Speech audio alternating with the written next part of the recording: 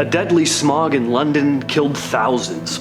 Women painting watch dials in the 20s swallowed deadly radium every day, and for 40 years the government watched men slowly die of syphilis without treatment, hiding the truth even after a cure existed. These are disasters that were covered up for years before anyone knew. In December of 1952, London got hit by a killer fog. Now, London is kind of known for fog, but this was literally killer fog though. It was a thick cloud of deadly smog that hung over the city for 5 days straight. The fog was packed with poison from burning coal. It was so bad that people couldn't see even a few feet ahead of them. More than 4,000 people died during those few days, and later studies actually put that death toll around 12,000. People had trouble breathing, hospitals were overwhelmed with patients suffering from lung problems and heart issues. The government, they knew something was wrong, but they seriously downplayed how dangerous the smog really was. Newspapers at the time barely mentioned the health risks, and politicians didn't act as fast as they should have. The real scale of disaster wasn't clear until years later, when scientists studied how deadly that smog was. Turns out it changed how people thought about pollution. The tragedy led to big changes in laws limiting air pollution in the UK, like the Clean Air Act of 1956. But back then, Londoners were basically left in the dark, choking on poison air without knowing it. Back in the 20s and 30s, there was this weird, deadly job going on in factories where young women painted watch dials with radium paint to make them glow in the dark, which sounds cool, but radium is super radioactive. These women were told the paint was safe and even encouraged to lick their paintbrush tips to get a finer point. So yeah, they were swallowing radium day in and day out. First, no one thought much about it, but soon these women started getting really sick. Their teeth were falling out, their jaws, they started rotting away from a condition that was later referred to as radium jaw, caused by the radiation eating away at their bones. The companies that made the paint, they knew what was going on, but they just ignored it. They didn't want the bad publicity. It took years of legal battles before the truth finally came out, but the Radium Girls' fight led to huge changes in workplace safety rules. From 1932 to 1972, the US Public Health Service ran a twisted experiment in Tuskegee, Alabama, involving nearly 600 black men with syphilis. These men were told they had, quote, bad blood, but weren't told they had syphilis, or that it was even a serious contagious disease. When penicillin became widely available as a cure, the researchers, they didn't even treat them then. They wanted to see how the disease progressed untreated, watching people go blind, lose teeth, get brain damage, and die, all without telling them what was really happening. The men passed the disease to their wives and their offspring, who had no clue either, of course. The study was kept secret from the public and the participants for 40 years. It only ended in 1972 after a whistleblower leaked it to the press. Internal memos, they revealed government officials knew about the risks, but just ignored them to keep the experiment running.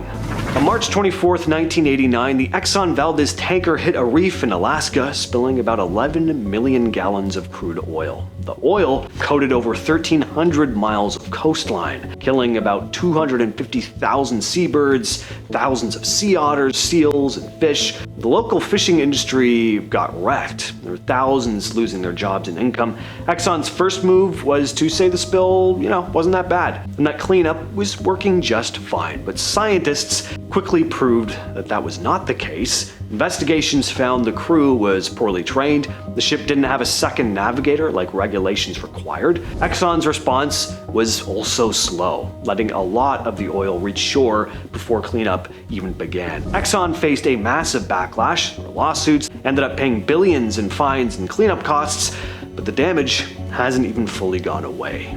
On December 2nd, 1984, disaster struck in Bhopal, India, when a pesticide plant owned by an American chemical company called Union Carbide leaked tons of toxic gas into the air. This deadly cloud spread over the city. It killed about 3,800 people within the first few days. Thousands more suffered from lung damage, blindness, and birth defects for years after. The death toll is estimated between 15,000 and 20,000, making it one of the worst industrial disasters ever. The company and the Indian government downplayed the leak right after it happened, saying the damage wasn't as bad as people said. Investigations later revealed the plant had major safety problems and ignored warnings about dangerous conditions. Survivors struggled for years with little medical support or compensation even, and the area is still polluted decades later. Love Canal is a neighborhood on the American side of Niagara Falls, built on top of a toxic waste dump. Back in the 40s and 50s, a chemical company burned around 22,000 tons of industrial waste there, then covered it with soil. Decades later, people started noticing strange smells. There was also a spike in miscarriages, birth defects, cancer. Parents reported their kids were getting strange illnesses and that animals were dropping dead in their yards. For years though, local and state officials, they didn't really think much of this. Well, they did, but they ignored that there was something going on here. People weren't warned about the toxic mess beneath their homes. It wasn't until a group of mothers and other activists raised hell demanding answers and testing that the situation finally got attention. In 1978, President Jimmy Carter declared a federal emergency and ordered hundreds of families evacuated. The government spent millions cleaning up the area. The Love Canal incident ended up forcing the US to crack down with tougher waste laws and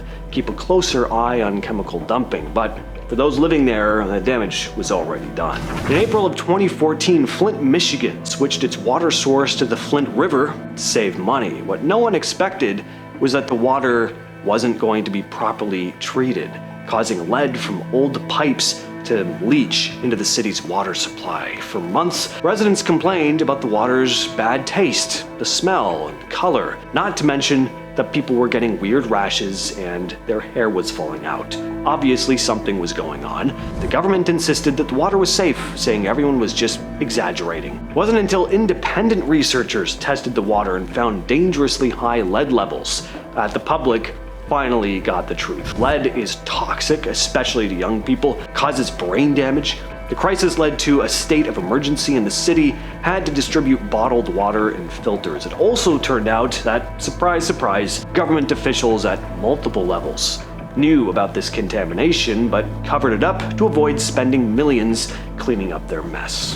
On March 28, 1979, there was a partial meltdown at the nuclear power plant on 3 Mile Island in Pennsylvania. It started with a minor malfunction, a stuck valve that caused cooling water to leak, but things quickly got out of hand. As the reactor overheated, radioactive gases were released inside the plant, and there was real concern the meltdown could cause a full-scale disaster. Plant operators and government officials tried to downplay what was happening at first, telling everyone the situation was under control and radiation releases were minimal.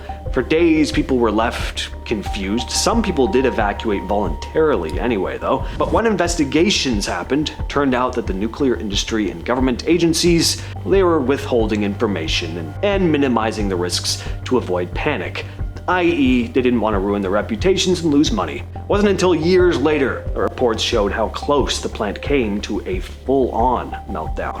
On March 11, 2011, a massive earthquake and tsunami hit Japan, causing a meltdown at the Fukushima Daiichi nuclear power plant. The tsunami flooded the plant's backup generators, cutting off power needed to cool the reactors. And over the next few days, 3 reactors melted down, releasing dangerous radiation into the environment. The government and Tokyo Electric Power Company, which runs the plant, assured the public that radiation levels were low and that the situation was under control, even though inside the plant things were rapidly getting worse. It wasn't until radiation was detected in water, food, and even as far away as the US West Coast that the world started asking all the important questions. Independent investigations revealed that TEPCO had ignored safety warnings before the disaster and delayed critical decisions during the meltdown. The evacuation zone was then expanded multiple times as new information came out, but early confusion left a lot of people exposed to unsafe radiation levels. The government also delayed or just straight up hid data about radiation leaks. Disaster displaced over 150,000 people. Cleanup is still ongoing more than a decade later. And we gotta talk about it. On April 26, 1986, a nuclear reactor exploded at the Chernobyl power plant in Ukraine, which was part of the Soviet Union back then. This is the worst nuclear disaster in history. The explosion released massive amounts of radioactive material into the air, contaminating towns and spreading across different parts of Europe too. The Soviet government tried to keep it as hush-hush as possible. For days, they said everything was under control. It wasn't until radiation alarms went off at a nuclear plant in Sweden, more than 1,000 kilometers away, other countries started to realize something was seriously wrong here. Only then did the Soviets admit the explosion happened. Meanwhile, thousands of people living close to Chernobyl were evacuated late, exposing a lot of them to dangerous radiation levels. The fallout caused long-term health problems, including cancer and birth defects, and Pripyat, of course, is still highly radioactive to this day.